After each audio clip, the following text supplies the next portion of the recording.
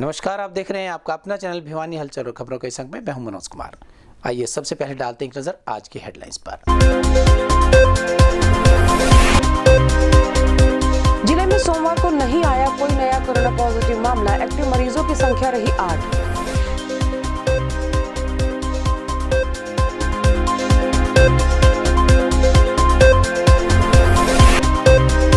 किसानों के समर्थन में आए सांसद धर्मवीर सिंह, कहा किसान हमारे अन्नदाता को गलत कहने की सोच भी नहीं सकते।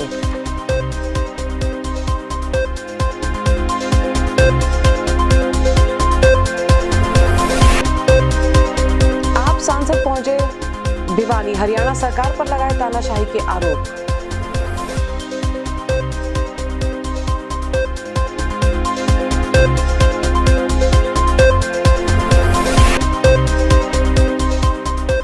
सीएम विंडो के समाधान के लिए उपायुक्त ने लगाया पंचायत भवन में खुला दरबार, नगर परिषद के अधिकारी रहे मौजूद।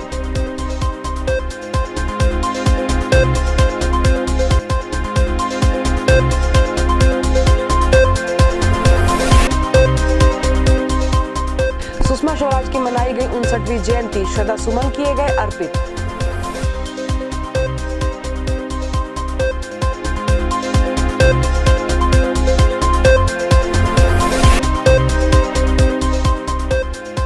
घर में इंदु परमार ने मनाया अभय सिंह चौटाला का जन्मदिन।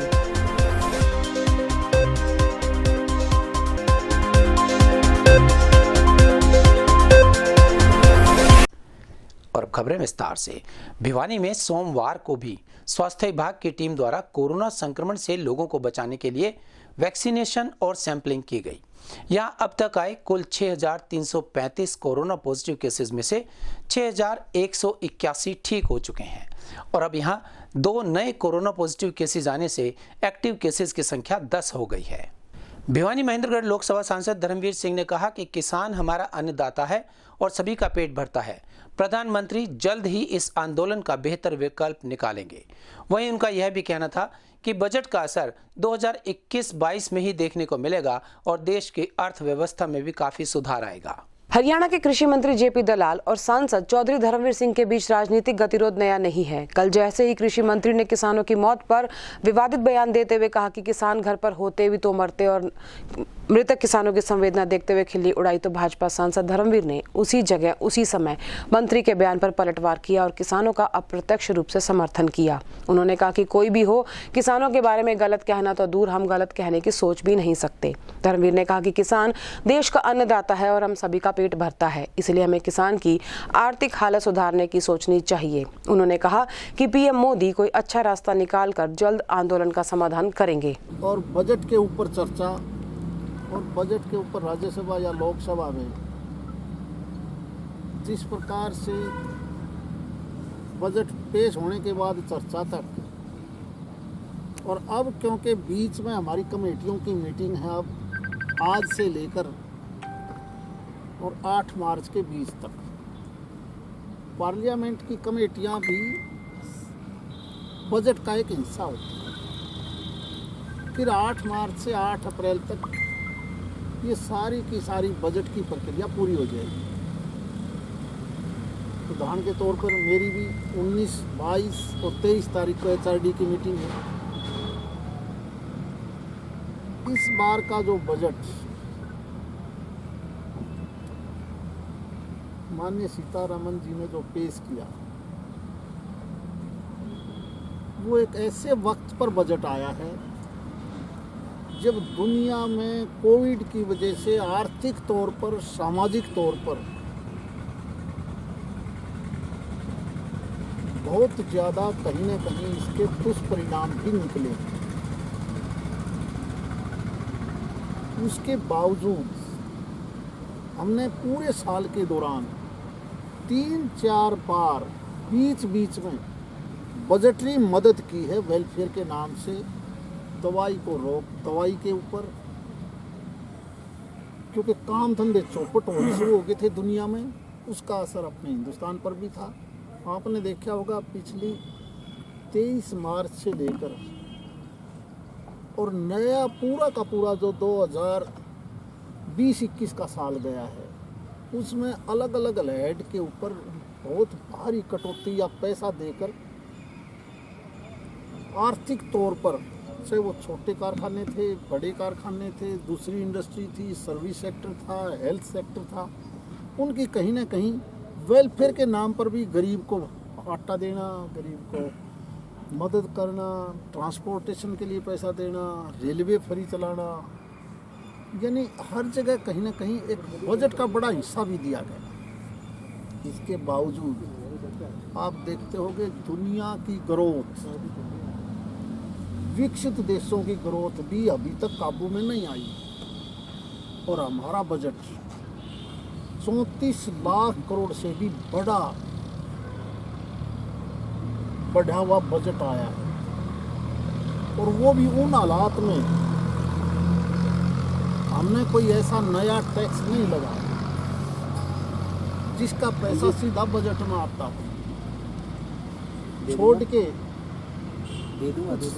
थोड़ा सा टैक्स क्रूड ऑयल या दूसरे तेलों पर, वो भी कुछ सेक्टर को बढ़ावा देने के लिए। वरना जो हमारा दूसरा बजट है, वो बजट आप अगर पढ़ोगे तो उसी बजट का परिणाम है कि दुनिया के बड़े बड़े इकोनॉमिक्स अब ये बात कहने लग गई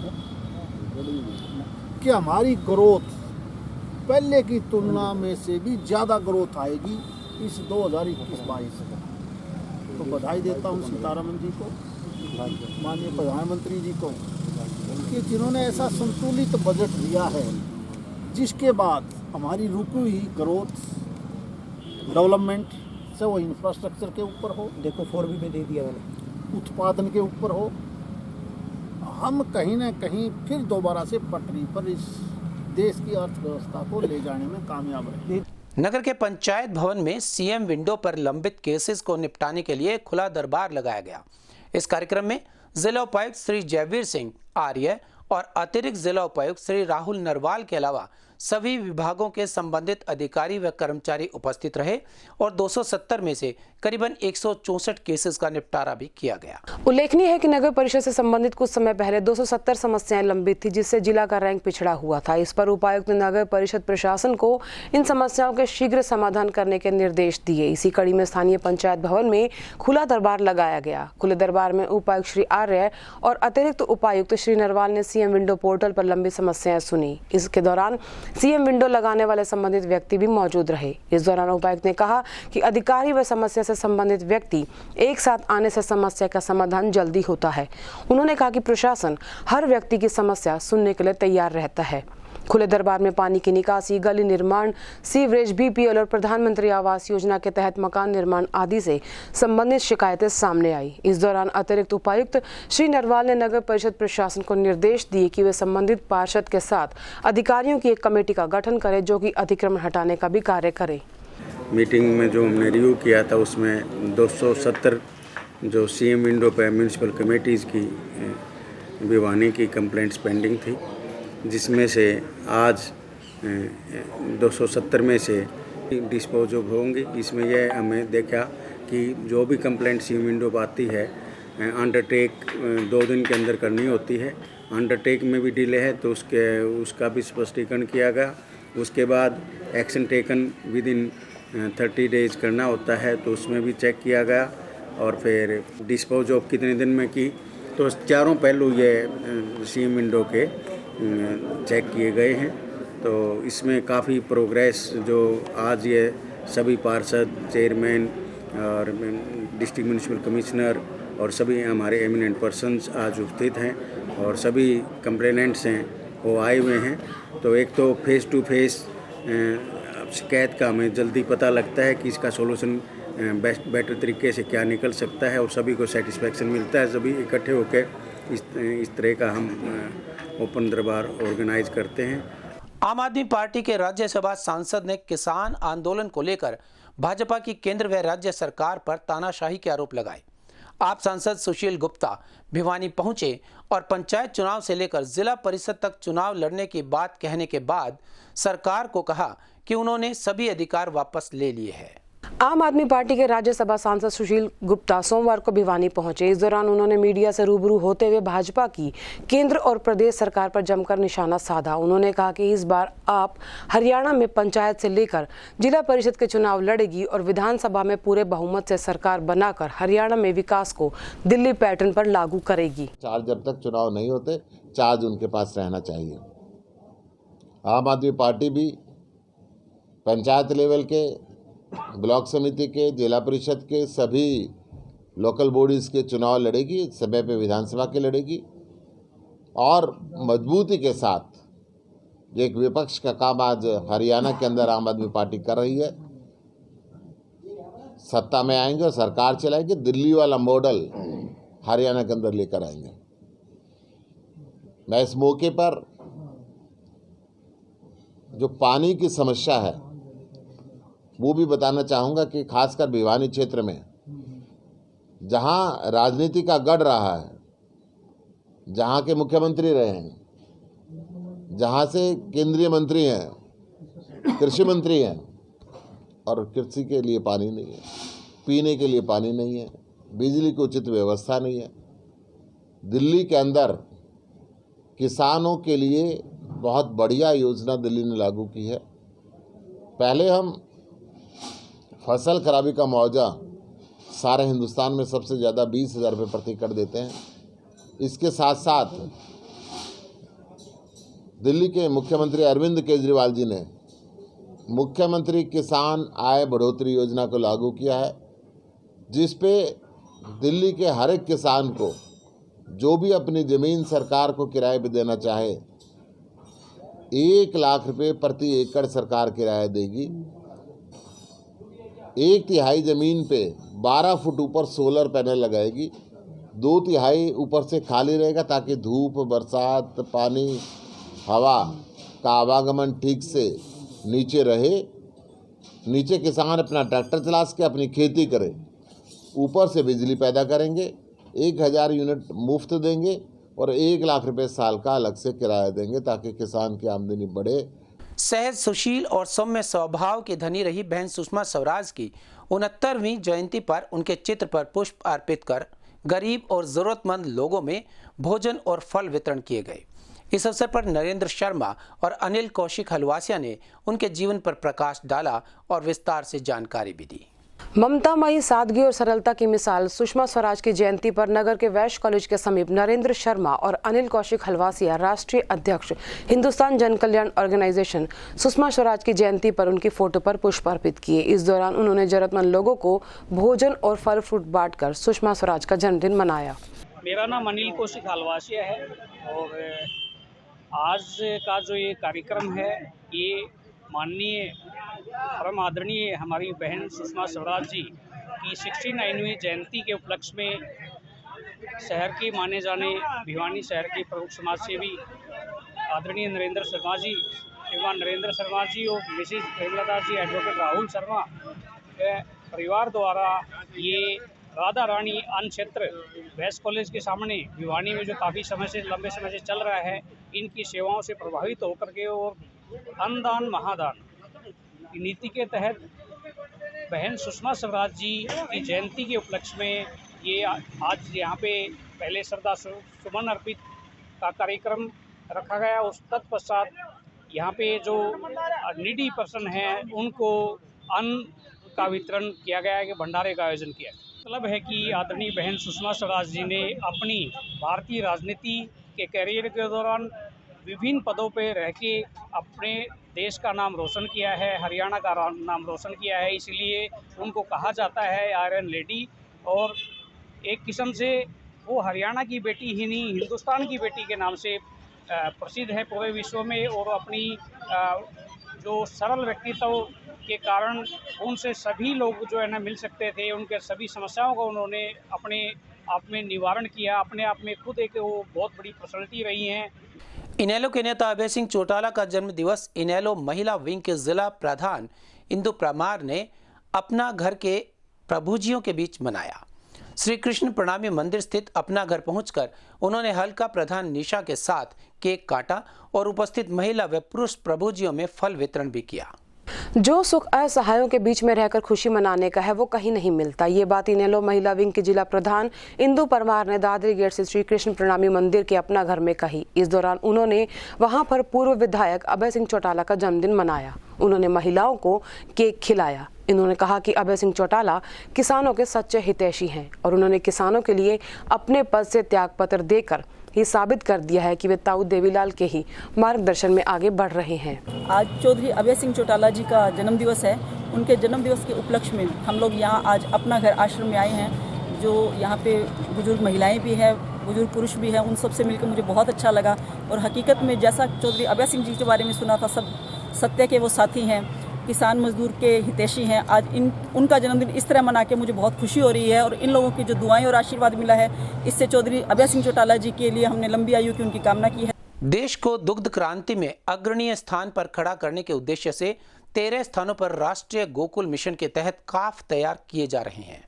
इस मिशन के तहत भिवानी में सबसे अधिक 500 काफ तैयार करने का लक्ष्य रखा गया है, जिसके लिए मिशन करीबन 25 करोड़ रुपए खर्च कर रहा है। गौरतलब है कि दूध दही का खाना ये मेरा हरियाणा के नाम से हरियाणा प्रदेश की पहचान पहले से ही रही है। ऐसे में केंद्र सरकार के राष्ट्रीय गोकुल मिशन के तहत हरियाणा एक बार फिर से दुग्ध क्रांति को आगे बढ़ाने में अग्रणीय भूमिका निभा रहा है। केंद्र सरकार के पशुपालन मंत्रालय द्वारा राष्ट्रीय गोकुल मिशन के तहत अब भिवानी के कटड़ा फार्म में 500 मुर्रा नस्ल और हरियाणा नस्ल के कटड़ों और बछड़ों को तैयार किया जा रहा है, जो उच्च गुणवत्ता और अधिक दुग्ध उत्पादन वाली नस्लों को आगे बढ़ाने का काम करेंगे। इस मिशन के तहत देश में 13 स्थानों पर उच्च गुणवत्ता वाले कटड़ों और बछड़ों को अधिक दुग्ध उत्पादन क्षमता के सीमेंट तैयार करने के लिए तैयार किया जा रहा है, जिनमें से हरियाणा प्रदेश में भिवानी का कटड़ा फार्म को भी राष्ट्रीय गोकुल मिशन के तहत चुना गया है। हरियाणा दुग्ध उत्पादन पर देश में प्रथम स्थान रहा है, जहां देश में 204 ग्राम दुग्ध प्रति व्यक्ति उपलब्ध होता है। वहीं हरियाणा की दुग्ध उपलब्धता 704 ग्राम प्रति व्यक्ति है, जो कि हरियाणा को दूध दही के राज्य में के रूप में चरितार्थ करती है। केंद्र सरकार की टीम ने भिवानी के कटड़ा फार्म का दौरा करने के बाद इस दुग्ध क्रांति को बढ़ाने वाले महत्वपूर्ण प्रोजेक्ट के बारे में जानकारी दी। इस प्रोजेक्ट के हरियाणा कोऑर्डिनेटर और मैनेजिंग डायरेक्टर ने इस बारे में जानकारी देते हुए बताया कि हरियाणा का काला सोना कही जाने वाली मुर्रा भैंस व हरियाणा गाय की नस्ल के 500 कटड़ों और बछड़ों को यहाँ तैयार किया जा रहा है, जिस पर 25 करोड़ रुपए की लागत आएगी और 5 वर्ष में इस प्रोजेक्ट को पूरा कर दिया जाएगा। ब्रीड इम्प्रूवमेंट के लिए जो आप कह रहे थे कि एक श्वेत क्रांति ब्रीड इम्प्रूवमेंट के लिए 2 प्रोजेक्ट लाए गए अंडर NDP फेज़ 1। उसके अंदर मुर्रा बेफेलो का जर्म प्लाज्म इम्प्रूवमेंट के लिए प्रोजनी टेस्टिंग आई। जो प्रोजनी टेस्टिंग हमारे 7 डिस्ट्रिक्ट के अंदर स्टार्ट हुई। उन 7 डिस्ट्रिक्ट में भिवानी, चरखी दादरी, रोहतक, सोनीपत, हिसार, जींद, और साथ में जो हरियाणा गाय के लिए प्रोजेक्ट गवर्नमेंट NDP फेज़ 1 के अंदर पेडिग्री सिलेक्शन हरियाणा गाय के लिए लेकर आई, वो हमारे डिस्ट्रिक्ट थे 4: चरखी दादरी, भिवानी, रोहतक, झज्जर। सर, किसानों यही हम मतलब उनसे आशा करते हैं कि जब भी कोई पशु हीट में आए और नए होने के टाइम पर उनको कृत्रिम गर्भाधान ही करवाएं। वो उसमें क्या बेहतरी के लिए? बेहतरी है कि जो ये कृत्रिम गर्भाधान के जो हमारे हर गांव में जितनी भी संस्थाएं हैं, उनमें संस्थाओं में हमारे बुल्स के सीमन वहाँ स्ट्राज रखे हुए हैं और ये बेस्ट बुल्स के सीमन ही सप्लाई होते हैं। तो सर, क्या मान के चले उसका एक पार्ट है यहाँ कटड़ा फार्म पे जो भी बुल्स छोटे कटड़े जो प्रोक्योर करते हैं फार्मर्स से, जो AI बोर्न है, कृत्रिम गर्भाधान से द्वारा ही पैदा हुए हैं, वही कटड़े और जो ये बछड़े हैं वही वहाँ से लेके उनको लेने से पहले उनकी टेस्टिंग कुछ डिसीज़ की IBR है, TB है, JD है, कुछ और डिसीज़ हैं, कुछ हेरिडिटरी डिसीज़ भी हैं। उनकी टेस्टिंग के बाद यहाँ से जब वो नेगेटिव आएंगे उनको यहाँ पे लाते हैं। यहाँ भी 3-3 महीने के इंटरवल पर उनकी टेस्टिंग होती है। फिर ये फर्दर डिस्ट्रीब्यूशन कमेटी फैसला करेगी गवर्नमेंट ऑफ इंडिया लेवल पे कहाँ स्टेट में ये जाएंगे। डिपार्टमेंट द्वारा चलाया जा रहा है, HLDB द्वारा चलाया जा रहा है, Haryana live stock development board RGM के तहत चलाए जा रहे हैं और ये भिवानी में है। इसमें मुर्रा और हरियाणा का इन दोनों पे 2 डिफरेंट प्रोजेक्ट चल रहा है, PT एंड PS। सरकार का एक बहुत ही इम्पोर्टेंट अहम प्रोग्राम है जिसके तहत बुल प्रोडक्शन का प्रोग्राम है। ये मुर्रा PT प्रोग्राम है और इसके अंदर हम केवल bulls high quality, high genetic merit की बुल प्रोड्यूस करते हैं। ये प्रोजेक्ट 25 करोड़ अमाउंट का है over a period of 5 years, और इसमें एंटायर 100% फंडेड है गवर्नमेंट ऑफ इंडिया से, और थ्रू NDDB इसको इम्प्लीमेंट किया जा रहा है। और जो हमें जो टारगेट दिए गए हैं बुल प्रोडक्शन का, उसमें अबाउट कम से 500 बुल हम प्रोड्यूस करके देंगे भारत सरकार को, और भारत सरकार उनको फर्दर दूसरे सीमन बैंकों को through bull distribution committee distribute करेगी, जिससे ताकि आगे इनसे ही सीमन स्टॉक्स प्रोड्यूस किए जाएंगे। और नगर के महम रोड पर स्थित राधा कृष्ण कोचिंग एकेडमी महिलाओं की शिक्षा सहित अनेकों सामाजिक कार्य भी करती रही है। एकेडमी की डायरेक्टर अमिता सिवाच ने बताया कि महिलाओं के उत्थान के लिए उन्होंने फ्री कोचिंग की सुविधा भी दी है, और विशेष रूप से पुलिस और बेल्ट की नौकरी के लिए महिलाओं के लिए फ्री फिजिकल कोचिंग दी जा रही है।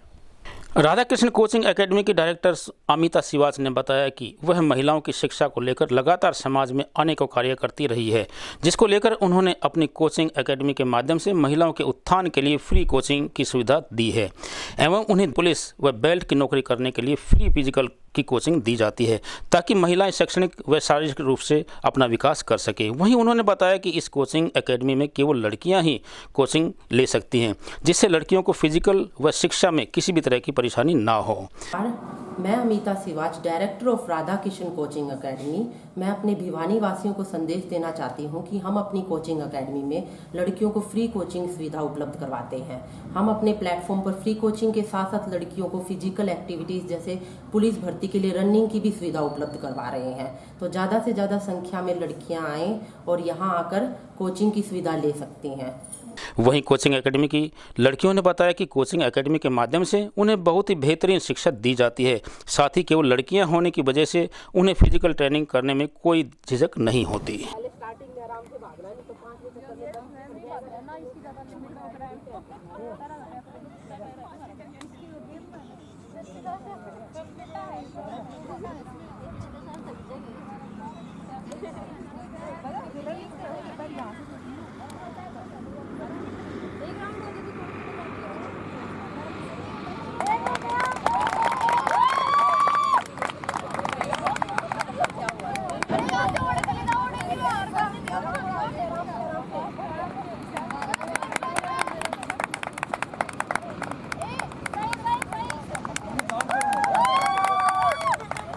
आराम से करोगे तुम, आराम से आराम से आराम से।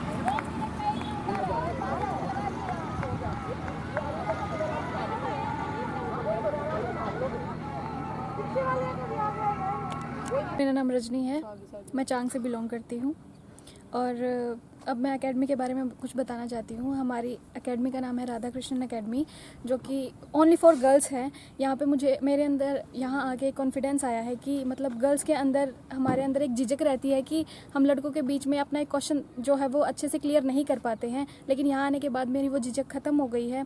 और जैसे कि अब हमारा एक रूटीन टेस्ट होता है वीक में एक बार, जो कि अभी हम टेस्ट दे के आए हैं, एंड उसके बाद सर हमें यहाँ पे लेके आए हैं because of our physical strength के लिए, जो हमारी वो चेक होएगी, और उसके बाद जो कमी रहती है वो सर हमारा कंप्लीट कराने में। मैं राधा कृष्ण एकेडमी में जाती हूँ। यहाँ पे आके मुझे बहुत ही अच्छा लगता है, क्योंकि ये सिर्फ एक तो लड़कियों के लिए, और मेरे पेरेंट्स मुझे यहाँ पे भेज के बहुत ही संतुष्ट हैं, क्योंकि हमें कोई भी क्वेश्चन करना होता है तो हम आराम से कर सकते हैं। लड़कों के बीच में हमें झिझक होती है थोड़ी, तो अभी वो नहीं है, हमारे अंदर कॉन्फिडेंस भी है। और अभी हम रिटन टेस्ट भी दे के आई हैं, जिससे हमारी स्टडी अच्छी हो रही है और हमें ये पता चलेगा हमें आगे और कितना करना है। और यहाँ पे अभी सर हमें फ़िज़िकल के लिए लेके आए हैं, हमारी यहाँ पे रनिंग होगी, तो उससे ये भी पता चल जाएगा हमारी फ़िज़िकल स्ट्रेंथ कितनी है और हमें अभी कितनी मेहनत करनी है। और मैं राधा कृष्ण एकेडमी में पढ़ती हूँ। मतलब हमारे गांव में स्टेडियम है, लेकिन कोई ऐसा स्टेडियम नहीं है जहाँ पे अकेली गर्ल्स प्रैक्टिस कर सके, क्योंकि सेपरेट करते, बॉयज़ और गर्ल्स दोनों एक साथ करते हैं, तो वहाँ पे हम अकेले नहीं कर सकते प्रैक्टिस। लेकिन यहाँ पे आने के बाद है ना, सर हमारे मतलब फिजिकल की तैयारी भी करवा रहे हैं, जिससे हमारा कॉन्फिडेंस बढ़ेगा, और मतलब हम आगे जाके जब हम भर्ती की तैयारी करेंगे तो उसमें हम अपना अच्छा दे सकेंगे। हमने अभी ज्वाइन किया है कुछ ही टाइम पहले, लेकिन यहाँ पर आने के बाद इतना अच्छा अनुभव किया है, शायद ही हम किसी और कोचिंग सेंटर में ऐसा अनुभव कर सकते हैं। ये बिल्कुल सच है, क्योंकि क्योंकि सबसे बड़ी बात हो मैडम ने यहाँ पर कोई चार्ज नहीं लिया है। और जहाँ तक मैं जानती हूँ अदर कोचिंग सेंटर्स में 15-15, 20-20 हज़ार रुपये देने के बावजूद भी हम वो चीज़ नहीं गेन कर पाते जो हम यहाँ गेन करते हैं। जो सिवाच मैम का जो एक नॉलेज है वो ब्रिलियंट है। अगर हम उनसे एक क्वेश्चन रेज करते हैं तो वो उसके बदले में हमें 10 क्वेश्चन और उससे रिलेटेड जो है वो बताती हैं और बहुत अच्छे से कॉन्सेप्ट क्लियर कराए जाते हैं। हर टीचर यहाँ पे इतना अच्छा वेल एजुकेटेड है और एक्सपीरियंस्ड है जो कि बियॉन्ड प्रेज है। और अब जाने से पहले एक नजर आज की हेडलाइंस पर। जिले में सोमवार को नहीं आया कोई नया कोरोना पॉजिटिव मामला। एक्टिव मरीजों की संख्या रही 8।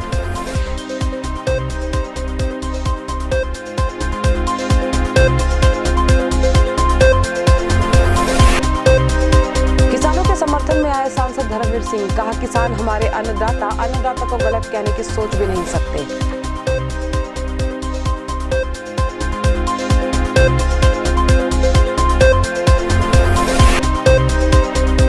सांसद पहुंचे भिवानी, हरियाणा सरकार पर लगाए तानाशाही के आरोप।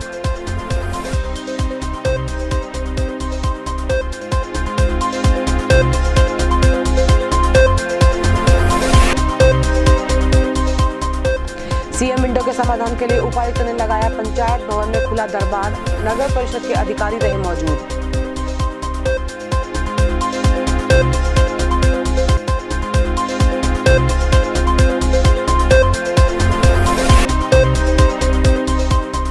सुषमा स्वराज की मनाई गई 59वीं जयंती, श्रद्धा सुमन किए गए अर्पित।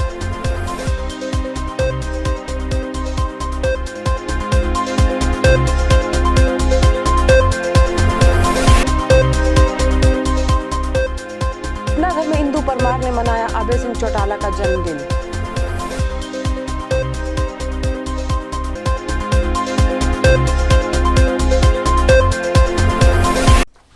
हमारे इस अंक में बस इतना ही। अगले अंक के लिए देखते रहिएगा आपका अपना चैनल भिवानी हलचल।